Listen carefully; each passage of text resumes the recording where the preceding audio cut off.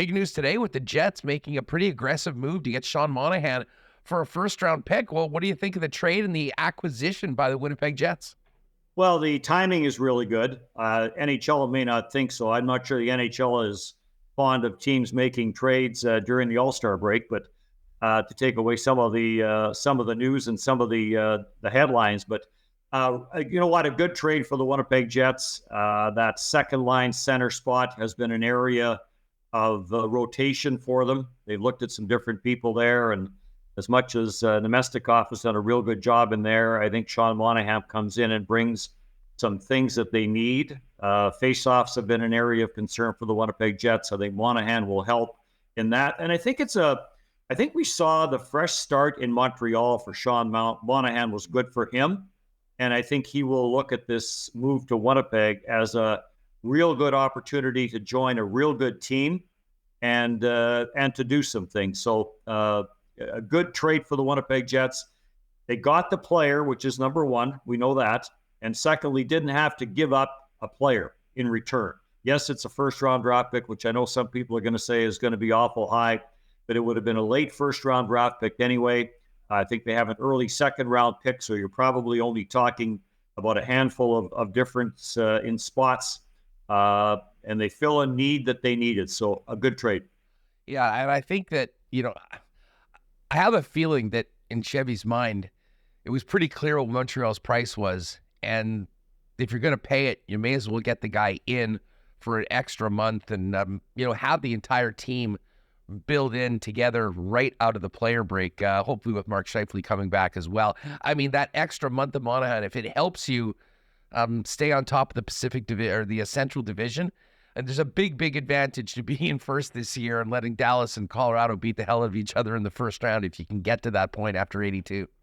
Well, with Lindholm gone, I think the interest in Sean Monahan was just simply going to go up over the next few weeks here. It's not like there's a whole bunch of centermen that are out there that are available, and there are teams that are looking. Teams that are dealing with injuries. The Rangers have got some injuries right now. They might have been looking to fill that spot as well. Other teams, Boston's looking. So I'm not sure the price would have come down on Monahan. So you know what? You get the deal done. You bring him in right now. Maybe the Jets need a bit of a spark going into the post-All-Star part of the schedule. Lots of talk during the break here about what happened last year. I can't see that happening. I think if they get everybody back, if Brendan Dillon's ready to go, Mark Scheifele's ready to go, they add Monahan, I think it's going to be an exciting finish to the schedule and certainly a great run. Well, Dennis, it's been a minute since we've had you on. I mean, just thoughts on the season so far this year and just how well this team has played and where they sit in the standings as we get into the rush to the trade deadline and the playoffs. Yeah, they were having good years from a lot of people, and it kind of dried up a little bit, and I think that's kind of been the issue offensively here as of late. Nemestikov, Niederreiter, Cole Perfetti, some of the offense from some of those players has dried up a little bit. I don't think that's an area of major concern, and I don't think it's going to be a long-term effect. I think we'll see some of that once it's all hands on deck here for the second half. But there's always areas that are of concern to coaches. I know that the power play gets lots of talk and that, but this is a real good team. I think what we've seen from Mark Scheifele this year has been very positive. Josh Morrissey, I think the naming of Adam Lowry captain of this team was a move that had to be made, and it's paid huge dividends, I think, in that dressing room for the Winnipeg Jets. So a team that seems very much together. I did go to the Winnipeg Jets game here when they were in Arizona. That's where we are. And, did get down to the dressing room, and there seemed to be, they won the game. Lots of smiling faces, lots of happy people in that dressing room. So it's been a real good year for them. And now we get down to the crunch time. Well, winning is fun, and they've been doing a lot of it so far this year. And obviously now, with Sean Monahan, expectations will continue to be high heading down this stretch, and we'll see what happens in the regular season and hopefully a long playoff run. Dennis Beyak's with us on Winnipeg Sports Talk. Well, Dennis, away from the big news on a very newsy day, we wanted to catch up and see how you're doing. I mean, congratulations. Officially retired now after one more tournament overseas. We saw that great moment with you and Craig Button. We played it on the show. How was the final run? And have you missed the microphone over the last month or so? No, I haven't. You know what? I had the breaks, so maybe eventually it'll sink in, and I will miss it. I'm not sure. I miss the people. You know what? That's who you miss. That's what I missed about Winnipeg when I was done there. You miss sitting at practice and BSing about hockey with the guys and the people you work with and all of that. But it was. I didn't know what to expect in that last tournament. And you try to get it to people to keep it low key, but basically they tell you just stay out of it. Whatever is going to happen is going to happen. And it really was special. There's a couple of gals at TSN, Arden and Aislinn Deutsch Flynn, they're sisters, and they came up with the idea of a jersey, Winnipeg Jets jersey. So on the front of it is the Jets logo with the laces that say from Flin Flon to Gothenburg, Sweden. And on the back of it has all the logos of the teams that I was involved with in the Western Hockey League and the National Hockey League. Original logos on the back of the jersey. So it's really a unique idea. It's really special. But they didn't have the initial Flin Flon Bombers logo. So the Bombers internally put it out. Is anybody willing to part with a jersey or a logo from the early 70s? And Wayne Bray, who was a defenseman when I was there, and that's where it started for me. So that's what makes this kind of special. I've said this before. You always know there's going to be a last game. You never know if there's going to be a first game. And my first game was in Flin Flon, and so they put it out internally, and that's where the jersey came from. And they made the decision that between the second and third period of that game, there was going to be this presentation, and it was special. There's no other way to put it. I've been around Craig Button for years, going all the way back to when he was scouting. I was a general manager in the Western Hockey League. He played a part in us getting Brian Boucher to Tri-Cities. So Craig and I go back a long time, and we've done a lot of World Juniors together, and to have him part of that was good. And so I've kind of had the three. I had the NHL one, the last game against Seattle with the Winnipeg Jets, which was great. Last World Championship game was in Riga, Latvia. Sweden and Latvia. Riga pulls off the big upset. The building is absolutely electric. There's 15,000 people outside the building. And then the World Junior here that just finished. So, I've been blessed to be around a lot of good people for a long time, and to have it end this way was good. Now that you don't have to be at the rink every day, and obviously having some fun elsewhere, I'm sure you're still paying attention to the league, and I'd imagine the Jets too with the season that they're having. Well, the Jets for sure. I watch probably 90% of the games. The only ones that I maybe do miss are the afternoon games when Bev and I are out golfing or something, and we may miss the odd afternoon game. But the evening games I watch. I don't want to be the guy that watches hockey every night from when the games start until the games end. I might become that in a couple of years. I'm not sure. But right now I watch the Winnipeg Jets games, and then I'll sit around and look at scores. And if there's a game that's tied 3-3 between Colorado and Dallas, or Vegas and the Rangers, whoever, if it's tied 3-3 in the third period, I'll flip over to that game and watch the end of that and see how they end up. But there is other games that I'll watch from start to finish. But certainly I've followed the Winnipeg Jets, and part of it, Dan and Kevin, I enjoy watching them with John and on the broadcast, but the people involved. I wasn't there when Rick Bowness was there with the Jets, but I certainly have known Rick over the years. Scott Arneal, of course, and then the players that were there when I was there, the Adam Lowrys and the Shifleys and the Morrisseys, and the list goes on and on and on. So you don't spend that much time around people and then just kind of forget about them. So, yeah, I watched the Winnipeg Jets and have enjoyed what I've seen. Well, and, you mentioned Rick Bowness. I mean, Rick's touched and probably, has had an effect on just about everyone. I mean, 50 years in the game, but how cool is it that the Jets were able to get Bones to the All-Star game. Not that there's much coaching to do in this 3-on-3. But man, it's great to see Bones there getting recognized. And I think it's a real honor for the Jets organization to have Bones there based on what they've done so far this year. Well, there's a connection there. And after Dallas, I don't know if Rick would have gone back to coaching had the offer not come from Winnipeg. I think there were some ties there going back to when, he was much younger, and he came back, and then last year what happened and what he said at the end of the year, and I think it's a credit to everybody involved how they all got over that. I mean, there was people at the end of last year that said there's no way that Rick Bowness can come back and coach this group.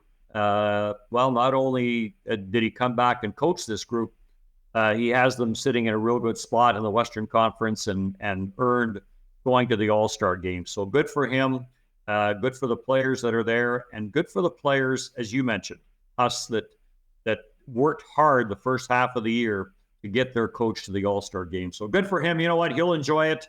I'm not sure how much coaching is involved in the All-Star game. I think you just kind of stand back there and pick the guys to send out there and let them go. But I don't think there's a lot of X's and O's and that sort of thing. So I hope that he and his family enjoy it, and a nice reward for him because he's been such a key part of the game for so many years.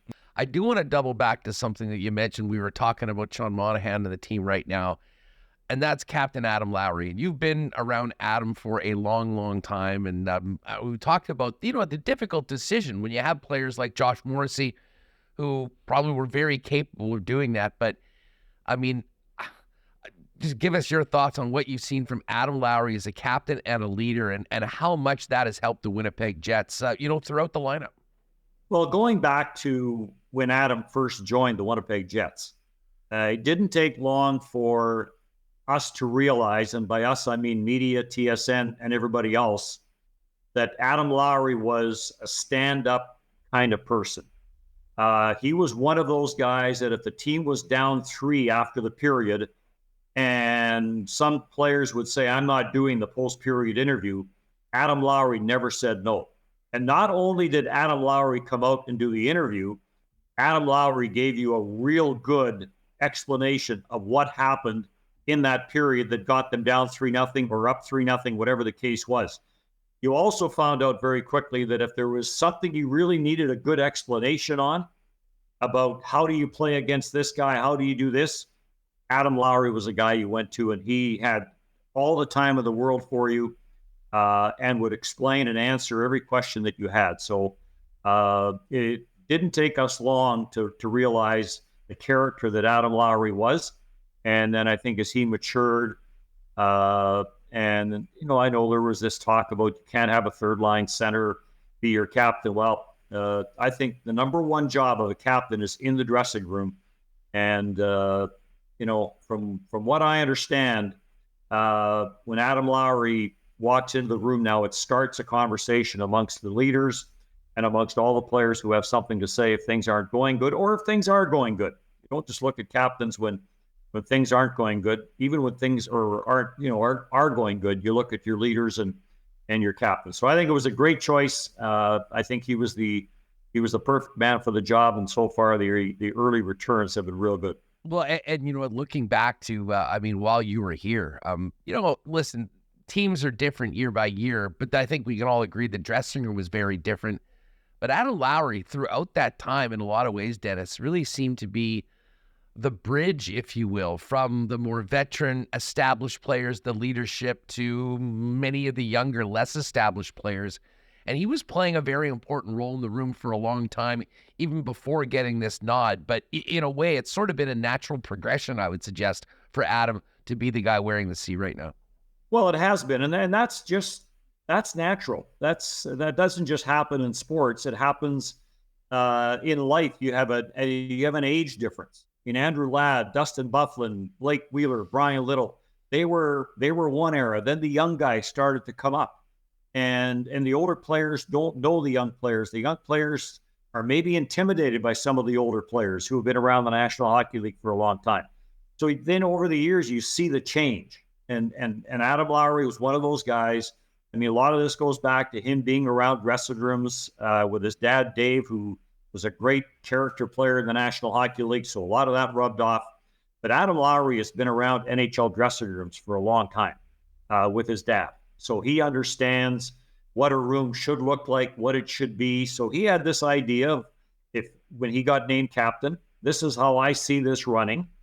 And he's followed through on that. But you're right. Back in the days, when you maybe had an older team and a younger group, Adam Lowry was the kind of the go-between. And so now it's the younger guys. And they're not young anymore. The Mark Scheifele's, the Josh Morrissey's, the Adam Lowry's. But I think it's very much an open dressing room. And this isn't a knock on anybody, because I think when young players come in and you have established players, I think it's difficult. It's no different than our business. If we come in there and there's veteran broadcasters, we maybe aren't as open to say things as we would be in our own little group. And but it's really worked out well, and it's good to see what Adam has done. Dennis, might we see you make a special guest star appearance back here for maybe a little playoff action, a whiteout in a couple months? I don't know. The thought has crossed my mind, but we'll see. The red carpet will be rolled out if it happens. Well, you know what? I've enjoyed just sitting back and a glass of rouge and or a Paloma, whatever the case may be, and just being a fan and watching the game on television. So, but you never say never. I mean, it's lots of connections to Winnipeg. I mean, our tenure in Winnipeg, and Bev and I loved our time there. I mean, she's a Saskatchewan girl and I'm a Manitoba boy, and it couldn't have, the NHL part of this couldn't have ended up any better with coming back to Winnipeg for the last 11 years, the Jets coming back and coming back and having the opportunity to be the broadcaster for them. And it was great on the ice. It was great off the ice. I still have lots of friends and relatives in Winnipeg, so it was good to get back and reconnect with them and meet a lot of new friends like yourself and everybody else along the way, Michael and that. But we'll see. We'll see. It's going to be an exciting time. I think it's going to be an exciting spring in Winnipeg, no doubt. Well, I didn't like the fact the groundhog today said it's going to be 6 more weeks of winter back there for you guys, though. Well, I mean, listen, I'm not sure how much say the groundhog has in it, to be perfectly honest, Dennis, but it's gorgeous out right now. I mean, we're last week of January, with it being plus is a win for everybody in Winnipeg. I don't know about this global warming, but maybe Winnipeg's the winner in it all right now. Just quickly on playoff hockey. I mean, you had this incredible career, done so much. I would imagine that those atmospheres at Canada Life Centre in the playoffs, particularly that run in 17-18, has to be amongst some of the most fun you've had as a broadcaster. Well, no doubt. The win in Nashville, I remember saying we're off to Vegas, and you know what? It was playoff hockey is special. I mean, we see the whiteout in Winnipeg, which just adds more to it. But what happens in playoffs? Every play gets magnified. Every face-off becomes more important. Every penalty kill becomes more important. Every little play that during the season would just be sloughed off as a little play, it's not a little play. It's big because it means something. And you still go back to and little things that you remember. If they would have been able to finish off Nashville in Game 6, and I know it's hindsight and it's a moot point now, you wonder what might have happened. But they didn't. But some of the that first game, against some of the games, the goals against Nashville. I mean, there was a couple of goals there. I thought the roof was going to come off the building in Winnipeg there, and I think this was going to be another run. 2018 was really an exciting time in Winnipeg, and I think the spring of 2024 is going to be an exciting time in Winnipeg. Well, I'll tell you what, Dennis, I know you're paying close attention to the team. We may twist your arm and maybe get you off the links for a little bit as we get closer to the playoffs to talk a little bit more about this. Sure. But thanks so much for doing this. I mean, obviously, we all feel so lucky to have crossed paths with you and worked with you, and the love from you in the chat. I mean, especially when you officially finished things up with the World Juniors was you could just see the impact you made on so many hockey fans here. So it's just great to have you back, get a chance to catch up, and wish you well. Hope the putts will be dropping and you'll keep them straight, and keep on enjoying some Winnipeg Jets hockey from the comfort of your own home with that glass of red. And the putting needs some work. Huss, good job by you, because times change and things change in this business. And you were part of that change in Winnipeg, and you grabbed onto something here, and you and Michael have done a real good job with this. It's something that I think Winnipeg really appreciates, something that the city needed. It's hard to believe that the city was going to have to survive without any kind of sports talk at all. And you fill the void, I think, for a lot of people here. So congrats on that. Keep it going. We greatly appreciate it, Dennis. Listen, have a great one. Enjoy the festivities this weekend. If you're tuning in to any of the All-Stars, as I say, I think the skills will be worth it. Yeah. And we'll catch up again maybe towards the playoffs. But continued success. All the best to Bev, and thanks for jumping on. It's always a treat for Jet fans to catch up with you. Thanks, guys. Be well.